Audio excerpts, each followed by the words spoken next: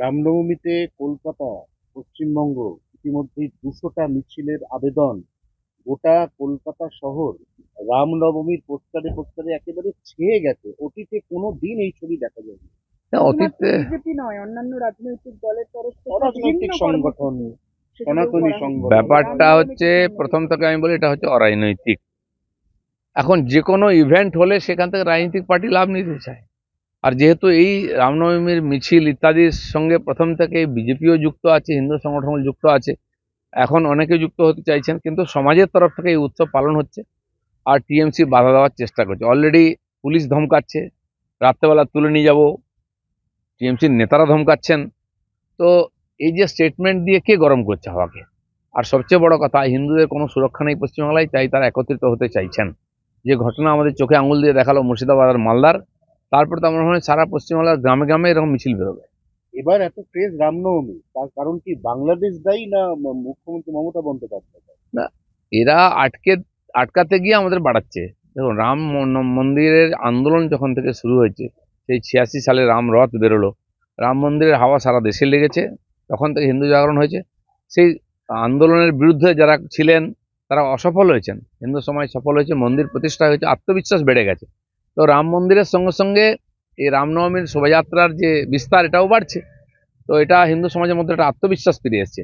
আর যারা হিন্দু বিরোধী রাজনীতি একদিন করে এসছে, ওরা প্রমাদ গুনছে, তাই চমকাবার চেষ্টা করছে, ওটা কিন্তু হিতে বিপরীত হবে। আপনি কিন্তু বললেন বিভিন্ন বাংলাদেশে ইস্যুকে সামনে রেখে রাজনৈতিক দল ফায়দা তোলার চেষ্টা করে। রামনবমীকে সামনে রেখে কি বিজেপি ফায়দা তোলার চেষ্টা করছে? ফায়দা তো আমরা নিয়েছি। আমরা খোলাখুলি হিন্দুত্বের পক্ষে কথা বলি। হিন্দু সমাজের সঙ্গে কে দাঁড়ায়? হিন্দু সমাজ যখন মার খায়, লুটপাট হয়, দাঙ্গা হয়, বিজেপি দাঁড়ায়। ওখানে মিছিল কে করছে? মোথাবাড়িতে আমাদের নেতারাই গেছেন, আমিও যাবো 11তে, এখন ডিএম অফিস ঘেরাও করবো। মুর্শিদাবাদে কে গেছে? কেউ নেই। বিজেপি লোকেরা রাস্তা অবরোধ করছে। আর বাকিরা কার সঙ্গে আছে?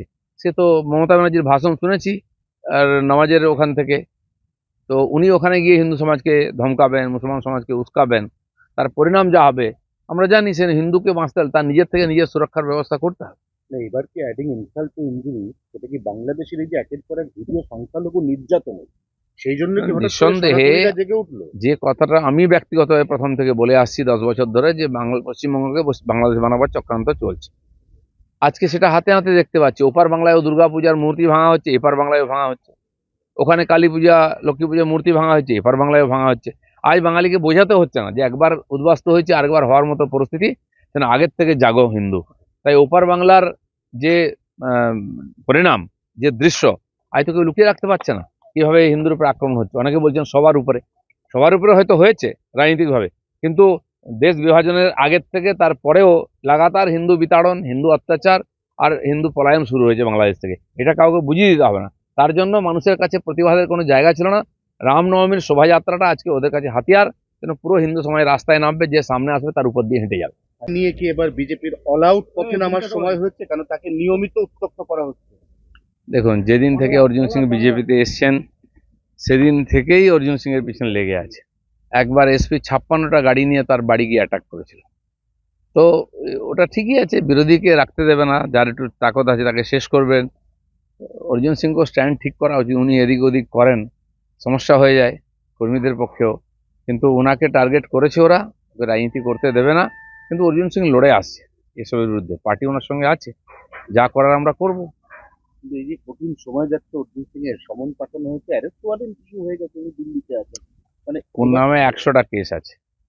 তো সমনও এসছে অনেক আগে, বাকি আইনের লড়াই লড়ছে। এই যে ফলস কেস, রাজনীতিক কেস, এটা সবাই জানি আমরা, আর কোর্টও জানে। যাই হোক, কোর্টে লড়াই হচ্ছে, তিনি তো লড়ছেন, বাকিটা পার্টি লড়বে।